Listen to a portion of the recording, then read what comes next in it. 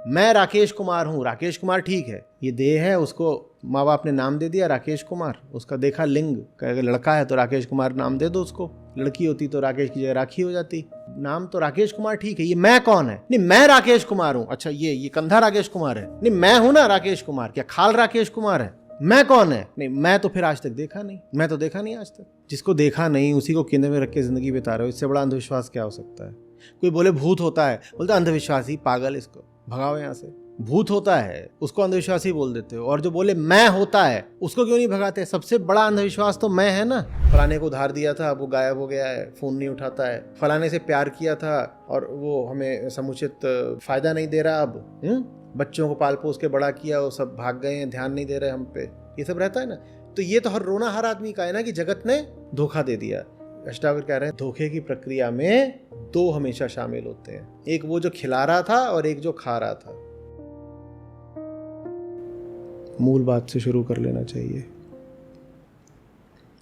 मूल बात यह है कि अहम परेशान है, उसी के लिए ये सारा ज्ञान है, उसी को समझाया जा रहा है, और कोई समस्या है ही नहीं, यही समस्या है, मैं परेशान हूँ। इसके अलावा जगत में कोई समस्या नहीं होती। आप समस्या का बड़ा लंबा चौड़ा विवरण दे दें, उस विवरण के अंत में यही 3 शब्द होंगे, मैं परेशान हूँ।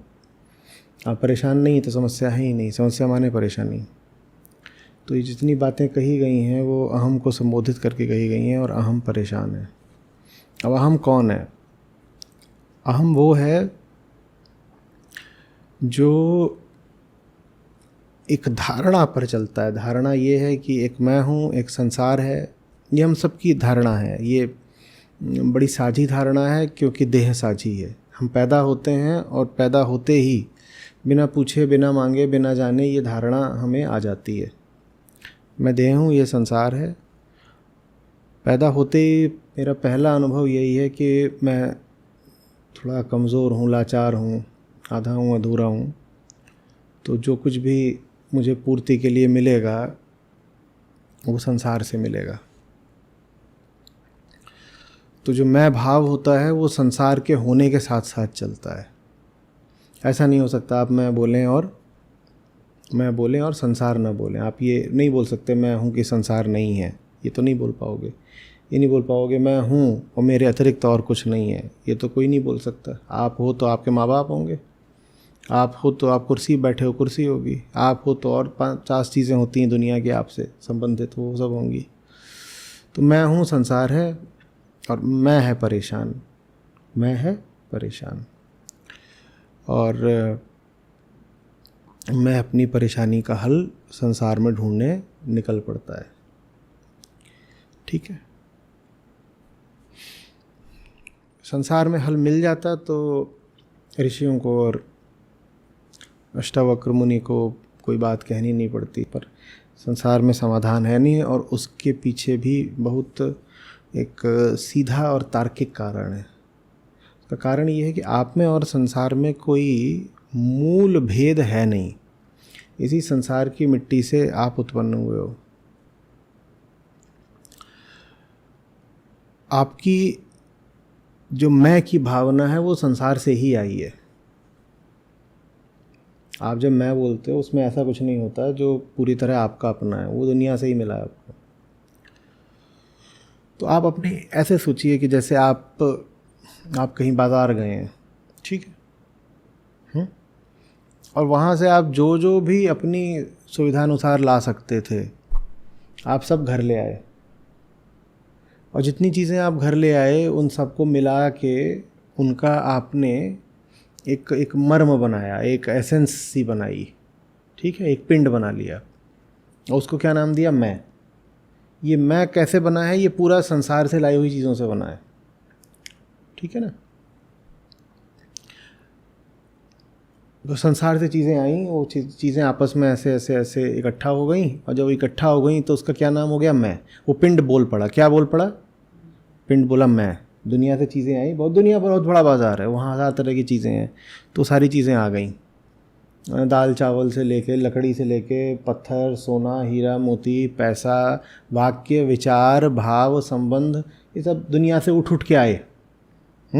पूरा सुपरमार्केट जो है वो उठ करके आ गया और यहाँ सामने ज़मीन पे रख दिया गया और फिर वो सब इकट्ठी हो गई, जो कुछ भी आप लाए थे बाहर से, सूक्ष्म स्थूल सब, पूरा ब्रह्मांड आप ले आए और इकट्ठा हो गया। वो इकट्ठा होकर एक छोटा सा पिंड बन गया और पिंड क्या बोलता? मैं। और मैं बोलते उसको दिखाई दिया कि चैन तो है नहीं, चैन तो है नहीं। और ये अस्तित्वगत अनुभूति है, इसकी जो एविडेंस है वो एम्पिरिकल है।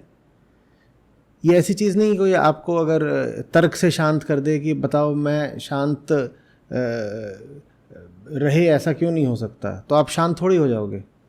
कोई आपको तर्क भर से समझा दे शांत हो, आप शांत हो जाते हो क्या? तो अशांति का जो प्रमाण है वो अनुभवगत है, एम्पिरिकल है, उसके साथ बहस नहीं की जा सकती। अशांति तो है, कोई कितना भी तर्क दे दे, कोई और बात कह दे, अशांति है तो है, किसी के बोलने से तो चली नहीं जाती। तो मैं बनता है जब वो पिंड बनते ही क्या बोलता है? अरे परेशान हूँ, बेचैन हूँ। तो कहता है मैं बेचैन हूँ और मेरी हस्ती में ही कुछ समस्या है, मैं बेचैन हूँ ना। वो कोई कारण नहीं बता पाता अपनी बेचैनी का, वो बेचैनी है। कारण होता तो कोई स्थिति ऐसी आती जब बेचैनी हट जाती। मान लो मैं ये पकड़ के बेचैन हूँ, तो कारण बता रहा हूँ कि मेरी बेचैनी इस कारण से आई है, तो मैं इसको छोड़ दूँ, मैं इसको पकड़ लूँ तो बेचैनी मिट जानी चाहिए, पर ऐसा होता नहीं है। मैं की अवस्थाएं बदलती रहती हैं, मैं की स्थिति नहीं बदलती। अवस्था बदलती रहती है, उसके संबंध बदलते रहते हैं। बचपन से चल के वो बूढ़ा हो जाता है वो, और अज्ञानी से चल के ज्ञानी हो जाता है, गरीब से चल के अमीर हो जाता है। उसकी तमाम तरह की अवस्थाएं बदलती रहती हैं उसकी, लेकिन परेशानी नहीं जाती। परेशानी के कारण बदल जाते हैं, परेशानी के संदर्भ बदल जाते हैं। कभी इस बात को लेकर परेशान था, अब वो इस बात को लेकर परेशान हो जाते हैं, लेकिन परेशानी तो रहती यथावत है। तो मैं परेशान है, तो मैं बोलता है काम करते हैं परेशानी दूर करने के लिए, बाज़ार चलते हैं और वहाँ से कुछ लेके आते हैं, उससे परेशानी दूर हो जाएगी। बताओ मैं के इस तर्क में मजबूरी क्या है और खोट क्या है? मैं परेशान है, और मैं कैसे बना? दुनिया भर के बाज़ार से चीज़ें आई, वही बन गई। उनका एक आपने जैसे ये ले लो, ये ले लो, और फिर उसको ऐसे आप क्या करते हो, एक लोई बना देते हो, लोई बन गई, उसका नाम मैं। और वो पैदा होते ही क्या बोलती है? हाय मैं परेशान हूँ। परेशानी के कारण बदलते रहते, लेकिन परेशान तो हूँ मैं। और फिर उसने तर्क ये लगाया, चलो बाज़ार जाते हैं, वहाँ से कुछ लेके आते हैं, उससे परेशानी दूर हो जाएगी। बताओ इस तर्क में मैं कह रहा हूँ एक मजबूरी है, एक खोट है। मजबूरी क्या है, खोट क्या है?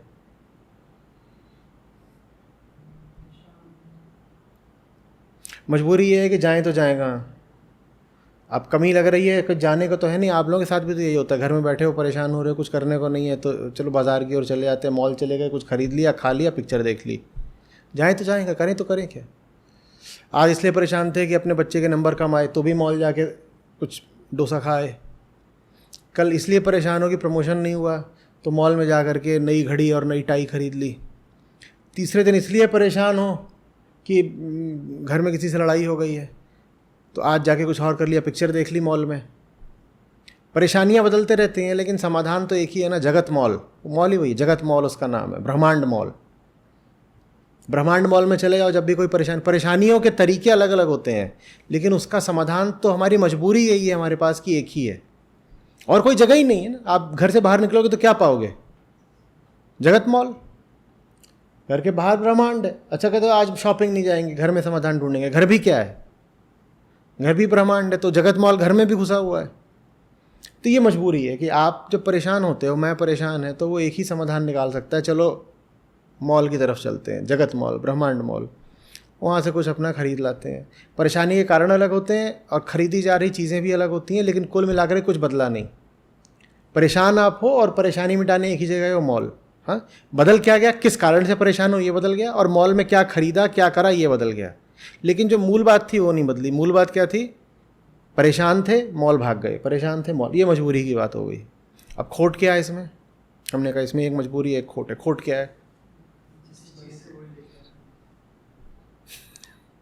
तुम उसी मॉल से तो बने थे, और जब मॉल से बने हो और अधूरे हो, तो अपना अधूरापन दूर करने के लिए वापस कहाँ को भाग रहे हो?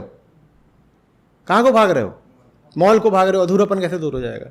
मॉल में वही सब कुछ है जिससे तुम बने हुए हो। मॉल से ही तुम्हारा अधूरापन है, तो मॉल कैसे अधूरापन दूर कर देगा?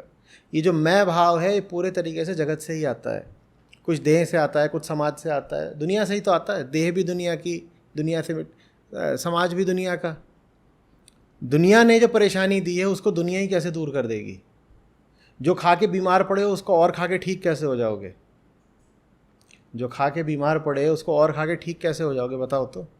दुनिया खा के बीमार पड़े हो, जब बीमार पड़ जाते हो तो दुनिया की ओर और भागते हो, मुंह खोल करके खिला दो और खिलाओ। सब आदमी अपनी परेशानी का एक ही कारण बताते हैं, अभी दुनिया पूरी खाई नहीं। आप किसी से पूछो तू क्यों परेशान है, लेके कामना ही है कुल मिला के, अभी और खाना है इसलिए परेशान है। जो तूने खाया है उसी से तो परेशान है, अभी और खाना है। ये हमारा तर्क है, खोट वाला तर्क। समझ में आ रही है बात? देखो, दुनिया के बाजार में भाग के कुछ होगा नहीं। बात त्याग की नहीं है, बात तर्क की है। क्योंकि त्याग ऐसा लगता है जैसे कोई नैतिक मूल्य है कि अपना कपड़ा त्याग दिया, भिखारी को दे दिया, क्या बड़े महान कहला गए, उनको जा करके मंच पे खड़ा करके पदक दे दिया, तो त्याग बन जाता है नैतिक मूल्य। और नैतिकता तो बदलती रहती है, सतही होती है, तो थोड़ा बहुत त्याग हर आदमी कर देता है, उससे थोड़ी वाहवाही ले लेता है, अच्छा आदमी कहला जाता है। लेकिन एक सीमा के आगे आप त्याग कर ही नहीं सकते, ये बात आपको पता है। तो त्याग की सीमा है, त्याग छोटी चीज़ है। जिसको मैं अभी तर्क कह रहा हूँ उसका नाम है बोध। जानना बड़ी चीज़ है, पहचानना बड़ी चीज़ है। यहाँ बात ये नहीं कि जगत को त्याग दो, यहाँ बात ये है जानना कि मैं जो बन गया हूँ वो बने बने दुनिया से मुझे कोई लाभ नहीं मिलेगा। समस्या ये नहीं है कि जगत से मुझे क्या मिल सकता है, समस्या ये है कि मैं कौन हूँ। समस्या ये नहीं है कि मैं बाहर जाके नया कपड़ा अपने ऊपर क्या डाल लूँगा। समस्या ये है कि मुझे दिल की बीमारी लगी हुई है, जो कि कपड़ा कोई भी डाल लो, दिल अंदर है और दिल बीमार है। दिल की बीमारी नए नए कपड़े पहनने से दूर हो सकती है? ये समस्या है। मैं का दिल खराब है मैं का दिल धड़क नहीं रहा है। हाँ, मैंने अपने दिल का ख्याल नहीं रखा। उसी दिल को, हृदय को आत्मा कहते हैं। मैं सब कुछ है, उसके जो केंद्र में आत्मा है। मैंने इतना कुछ और कार्य कर लिया है कि अपने दिल से दूर हो गया है। हम दिलदार लोग नहीं हैं, हम दिल वाली ज़िंदगी नहीं जीते। समझ में आ रही बात? अध्यात्म क्या मतलब हुआ? दिलदार होना। दिल हो, वो नहीं होता हमारे पास, तो हम इधर उधर भागते रहते हैं।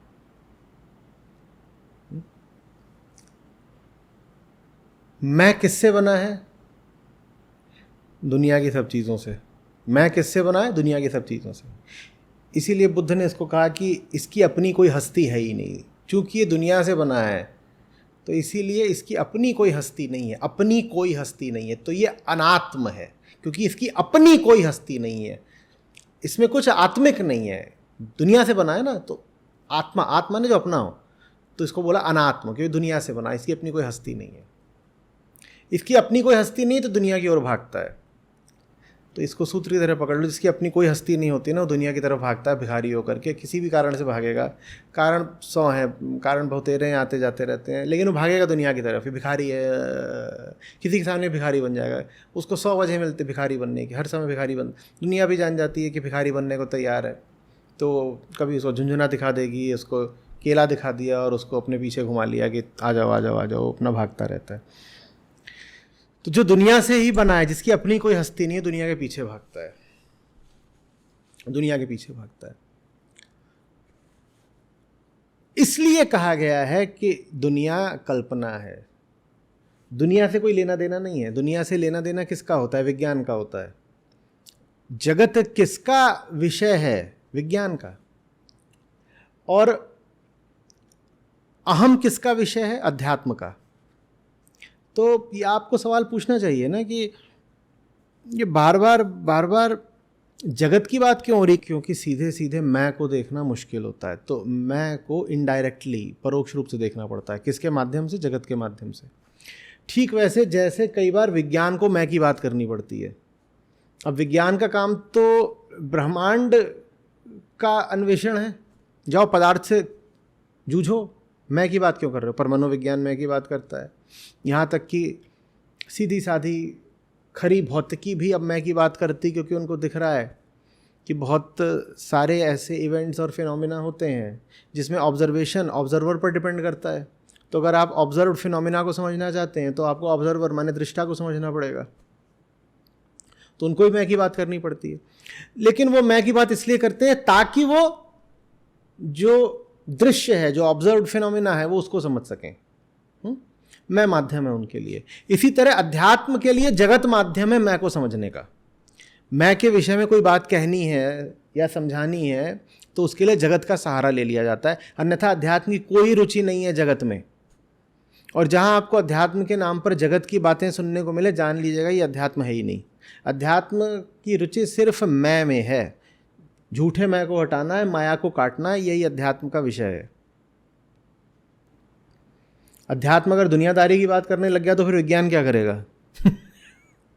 अध्यात्म अगर बताने लग गया कि समाज में कितने वर्ण होने चाहिए और ये और वो, तो फिर समाजशास्त्र क्या करेगा? अध्यात्म बताने लग गया अगर कि जगत का निर्माण कैसे हुआ था, कॉस्मोगोनी, कॉस्मोलॉजी, ये सब, तो फिर ये सारे वैज्ञानिक क्या करेंगे बैठ करके? जो बैठ करके गैलेक्सीज की रेड शिफ्ट नाप रहे हैं, यूनिवर्स को लेके 100 तरह के प्रयोग कर रहे हैं, रेडियो वेव्स, माइक्रोवेव्स, इनमें घुसे हुए हैं जानने के लिए कि कौन से तारे का क्या हाल चल रहा है। आपने बैठे बैठे बता दिया कि जगत का निर्माण कैसे हुआ था। कह रहे हमारे एक महाराज थे, महाराज ने कहा चलो आज जगत को बनाते हैं। इतने वैज्ञानिक दुनिया भर के हज़ारों शीर्ष वैज्ञानिक अपनी पूरी प्रतिभा लगा करके रोज़ नई नई खोजें कर रहे हैं और वो पता लगा रहे हैं कि ब्रह्मांड क्या चीज़ है।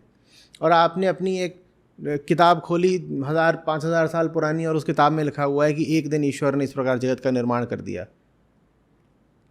अगर धर्म में ये सब बातें हो रही हों तो वो धर्म है नहीं। ऐसा धर्म जो जगत का निर्माण कैसे हुआ ये सब बातें बताता हो वो धर्म नहीं है। धर्म जो बताता हो कि कौन सा जानवर खा लो कौन सा जानवर नहीं खा लो वो धर्म नहीं है। धर्म का संबंध सिर्फ मैं से होना चाहिए। पर्यावरण के साथ क्या व्यवहार करना है ये बात आपको पर्यावरण शास्त्री बताएंगे, इन्वायरमेंटलिस्ट्स बताएंगे। दुनिया के हर क्षेत्र के अपने विशेषज्ञ होते हैं। शरीर में कौन सी दवाई लेनी है कौन सी दवाई नहीं लेनी है ये बात धर्म नहीं बताएगा। कह रहे धर्म ने हमें बताया है कि प्याज नहीं खाना, लहसुन खाना, ये करना वो करना। कोई बता रहा है धर्म ने बताया बकरा खाना है। ये सब काम धर्म के नहीं होते। धर्म का एक ही काम होता है मैं की मुक्ति, मैं का अन्वेषण, मैं की खोज। उसके अलावा धर्म का कोई काम नहीं होता। धर्म जहाँ इधर उधर के काम करता दिखे तो समझ लो धर्म के नाम पे राजनीति चल रही है। राजनीति को धर्म नहीं बनाते। समझ में आ रही है बात? तो अगर अष्टावक्र मुनि जैसा कोई शीर्ष व्यक्ति जगत की बात कर रहा हो तो जान लेना उन्हें जगत से तो कोई लेना देना है नहीं, क्योंकि धर्म का काम ही नहीं है जगत की बात करना। वो जगत के माध्यम से मैं की बात करना चाहते हैं। वो जगत के माध्यम से मैं की बात करना चाह रहे हैं। मैं कौन है जो जगत से बन के आया? और मैं अपने आप को क्या बोलता है? मैं तो सत्य हूं, मैं तो सत्य हूं। लेकिन मैं पूरा का पूरा क्या है? जगत की पैदाइश, जगत की निर्मित। जो सब तत्व जगत में पाए जाते हैं वही सब मैं में पाए जाते हैं, क्योंकि सब जगत का ही तो माल आया था ना, उसको इकट्ठा करके मैं बन गया था। इंद्रियों को दिखाई क्या देता है? मैं कि जगत। इंद्रियों क्या दिखाई देता है? मैं कि जगत। जगत मैं देखा किसी ने आज तक? मैं बोलते रहते हो, इतना बोलते हो। कितनी ये अंधविश्वास की बात है, जिसके बारे में इतना बोलते हो उसको अभी देखा तो है नहीं। यहाँ बैठे हुए चाचा ये दिन रात बोले कि कोई नाम बताओ, कुछ भी, कुछ नाम बोलो। हाँ दीपक तो होता ही है, कोई ऐसे बोलो। पपोटा। अब चचा घूम रहे कह रहे हैं पपोटा पपोटा पपोटा पपोटा, और पपोटा इनकी ज़िंदगी का केंद्र बन चुका है। कोई भी वाक्य बोले तो पपोटा ज़रूर आता है। बोले क्या कर रहे हो? पपोटा खा रहा हूँ। कहाँ सो रहे थे? पपोटे के साथ सो रहे थे। किस पे सो रहे थे? पपोटे के ऊपर सो रहे थे। कोई वाक्य कोई विचार इनका हो ही नहीं सकता इसमें पपोटा ना आ रहा। और पपोटे को आज तक किसी ने देखा नहीं, खुद इन्होंने भी देखा नहीं। तो तुम क्या बोलोगे चचा को? ये तो बोलोगे विक्षिप्त आदमी, पागल। अब आप बताइए आपका कोई वाक्य कोई विचार है जिसमें मैं ना आता हो? आपने देखा आज तक मैं को? सुना आज तक मैं को? छुआ मैं को? तो आपको विक्षिप्त क्यों ना मारे? हम सबको पागल खाने में क्यों ना डाल दिया जाए? नहीं तो चचा को ही मत डालो पागल खाने में। एक आदमी है जो कहाँ गए थे पपोटा देखने। कौन हो तुम? मैं पपोटा हूं। क्या खाया? पपोटा खाया। वो पपोटा के अलावा कुछ है ही नहीं उसके पास।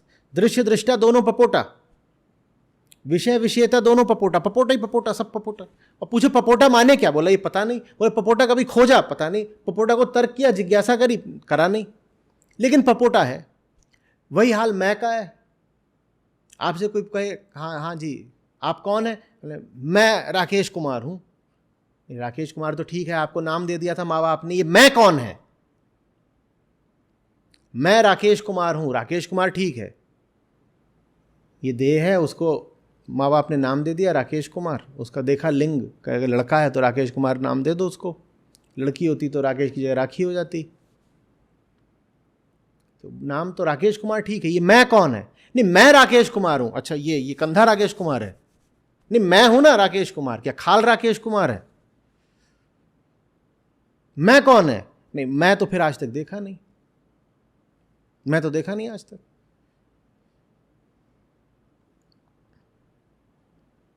जिसको देखा नहीं उसी को केंद्र में रख के जिंदगी बिता रहे हो, इससे बड़ा अंधविश्वास क्या हो सकता है? कोई बोले भूत होता है, बोलते अंधविश्वास ही, पागल, इसको भगाओ यहां से। भूत होता है उसको अंधविश्वासी बोल देते हो, और जो बोले मैं होता है उसको क्यों नहीं भगाते? सबसे बड़ा अंधविश्वास तो मैं है ना, न देखा न सुना। और मैं कैसे ये निश्चित करता है कि उसे देखे ना सुने? वो बोलता है मुझे देखने सुनने की बात क्या है, मैं तो देखने सुनने वाला हूं। ये गजब हो गया। अरे मुझे कैसे देखोगे, मुझे कैसे सुनोगे? मैं ही तो देख रहा हूं, मैं ही तो सुन रहा हूं, तो मुझे देखने सुनने की कोई जरूरत ही नहीं। नहीं साहब ये तो ठीक है, आप ही देखते हो सुनते हो, लेकिन आप कौन हो? फिर मौन छा जाता है, वहां पता ही नहीं चलता, क्योंकि वो मामला कुछ है ही नहीं, उधार का पिंड है एक। पर वो दिखाई नहीं देता, इसलिए बचा रहता है। अगर मैं कहूं इस मेज पे पपोटा रखा है तो तुरंत पोल खुल जाएगी ना, बताओ क्यों? क्यों? क्योंकि आके इस मेज पे खोज लोगे और पपोटा मिलेगा नहीं, तो पोल खुल जाएगी कि झूठ बोला।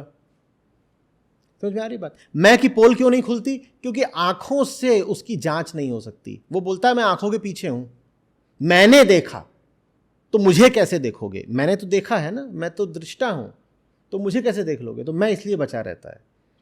तो यहां पे फिर मुनि ने तरकीब निकाली है मैं की चाल की काट की। वो कैसे बचा रहता है बोल के कि मैं तो पीछे हूं जी, मैं तो पीछे हूं, मैं तो पीछे हूं।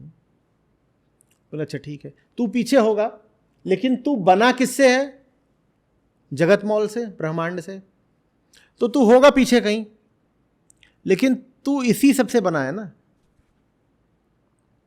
अगर हम ये दिखा दें कि ये सब नकली है, तो क्या साबित हो गया? कौन नकली है? तू नकली है।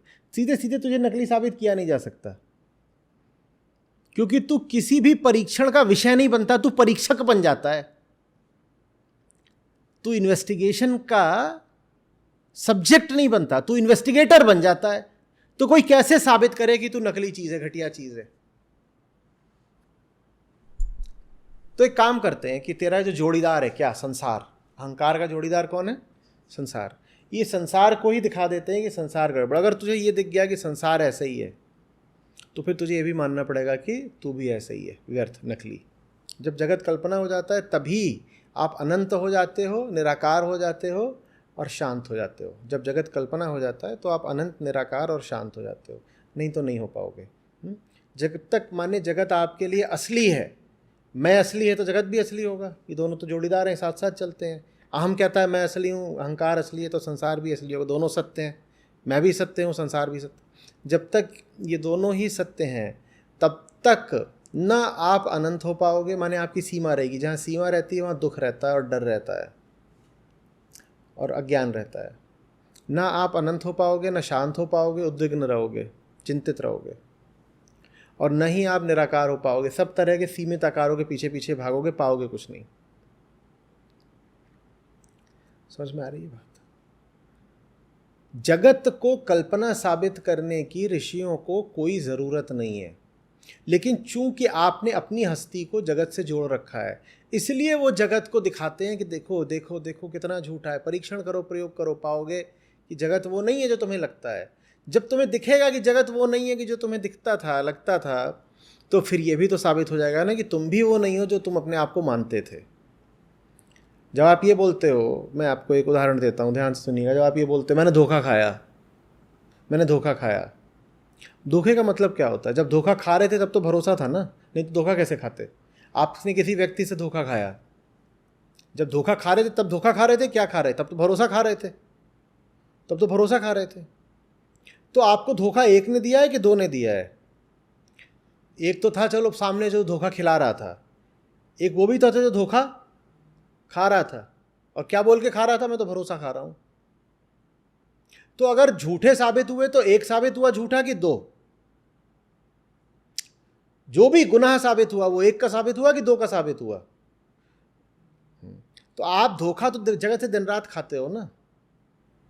ऋषि आपको यही समझाना चाह रहे हैं, जगत से अगर धोखा खा रहे हो तो सिर्फ जगत ही झूठा नहीं है, तुम भी झूठे हो। अगर बाजार का माल नकली निकल गया, माल तुम घर ले आए हो, तो नकली सिर्फ बाजार का माल नहीं है, नकली तुम भी हो। नहीं तो नकली को असली कैसे समझ लेते? समझ में आ रही है बात? और चूंकि ये हमारा आम अनुभव रहता है कि हम जगत में धोखे खूब खाते हैं, तो इसीलिए ऋषि इस अनुभव को साधन की तरह इस्तेमाल कर रहे हैं, आपको दिखाने के लिए कि अहम कितनी झूठी चीज़ है। वो कह रहे हैं जगत झूठा है तो तुम्हें रोज ही मिलता है, हर आदमी छाती पीट रहा है, अरे धोखा हो गया, अरे लूट ले गया, यही रहता है ना। हर आदमी छाती पीट रहा है, आज ये हो गया, बुरा हो गया, आज फलाने को बुलाते इतने बजे आया नहीं, फलाने को उधार दिया था वो गायब हो गया है, फ़ोन नहीं उठाता है, फलाने से प्यार किया था और वो हमें समुचित उसमें फ़ायदा नहीं दे रहा अब। बच्चों को पाल पोस के बड़ा किया, वो सब भाग गए हैं, ध्यान नहीं दे रहे हम पे, ये सब रहता है ना। तो ये तो हर रोना हर आदमी का है ना कि जगत ने धोखा दे दिया। अष्टावक्र कह रहे हैं देखो धोखा दो शामिल होते हैं उसमें, धोखे की प्रक्रिया में दो हमेशा शामिल होते हैं, एक वो जो खिला रहा था और एक जो खा रहा था। दोनों नकली होंगे ना, जो खिला रहा है इसलिए नकली है कि तुम किस तरह के हो जो किसी को नकली माल खिला रहे हो, कुछ बोल के कुछ खिलाते हो। उससे ज़्यादा नकली कौन है? जो खा रहा है, क्योंकि दुख किसे झेलना है? खिलाने वाले और खाने वाले को ना।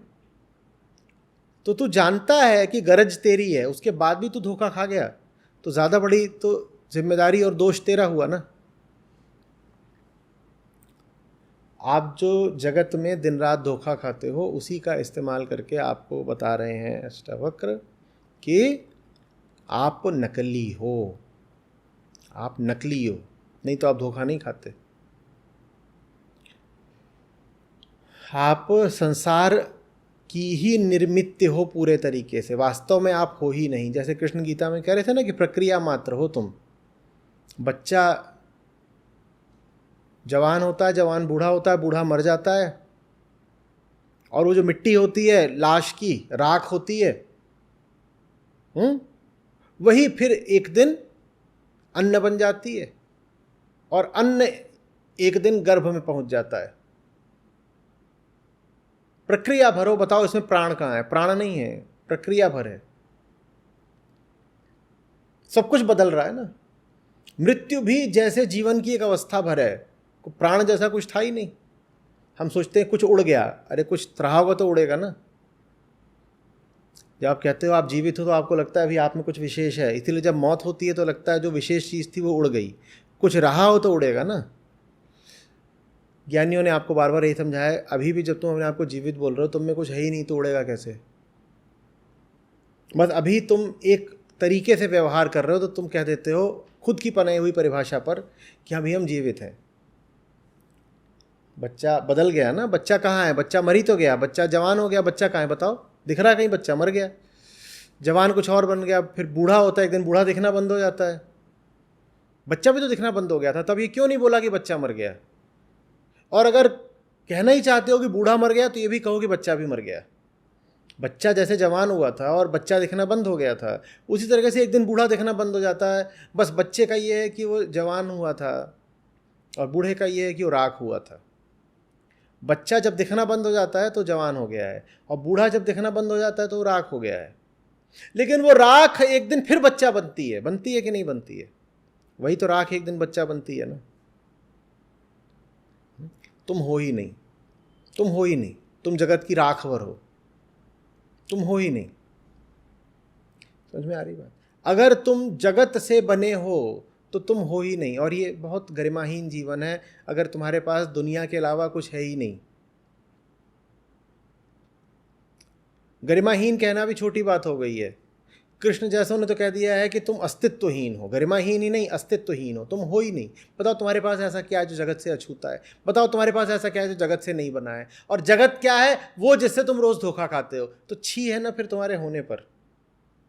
जिससे रोज धोखा खाते हो, उसी से बने हो और उसी की तरफ बार बार मुंह खोल के हाथ जोड़ के भागते हो, कुछ दे दो कुछ दे दो। ये कैसा जीवन है? ये जीवन है ही नहीं। और इसीलिए तुम्हें आकारों की इतनी लालसा रहती है। ये आकार दिख गया उधर भाग गया। आकार माने वस्तुएं, वस्तुओं का आकार होता है। इतने आकारों की तुम्हें लालसा रहती है, इसीलिए तुम हमेशा अशांत रहते हो, उद्विग्न रहते हो। इसीलिए निराकार का इतना महत्व है। जहाँ पे आकार है वहाँ शांति नहीं हो सकती। जहाँ आकार है वहाँ शांति नहीं हो सकती। जहाँ सीमा है वहाँ शांति नहीं हो सकती।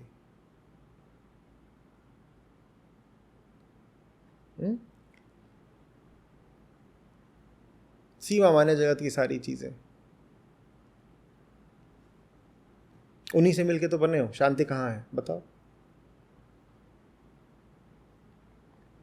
जगत की ही सारी चीजों से निर्मित हो, बताओ शांति कहाँ मिल गई है?